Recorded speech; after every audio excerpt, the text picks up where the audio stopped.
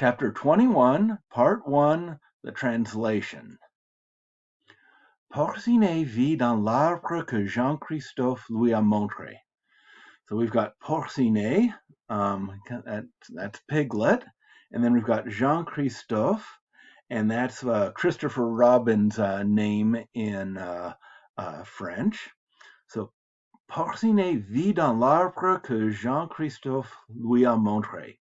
So V is going to be either the present tense of vivre or the passé simple of voir, and only vivre makes sense, the present tense of vivre.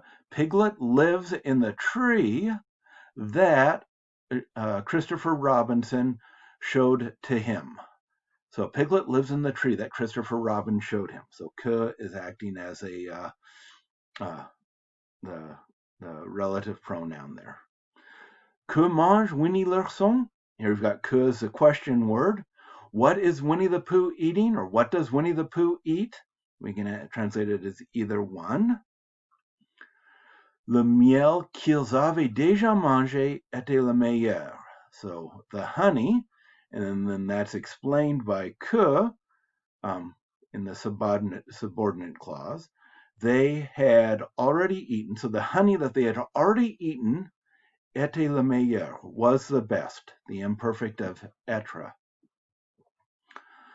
Now we have a si with a que, where the second si would be. Si Winnie dort et que Tigre rebondit, ils seront tous les deux très contents. So if Winnie sleeps and if Tigger bounces, those are the two things that Winnie the Pooh and Tigger do the best. They will be, ils seront, that's a future of être, tous les deux, which means both, très contents, very happy. If Winnie sleeps and Tigger bounces, they will both be very happy. And the final one, quand Winnie se réveille et que Tigre se calme, ils chercheront la queue de bourriquet. So here we have the quand, and que replaces the second quand.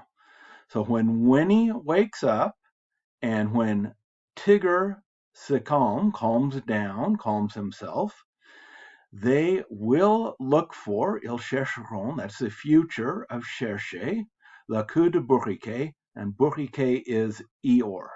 So when Winnie wakes up and Tigger calms down, they will look for Eeyore's tail.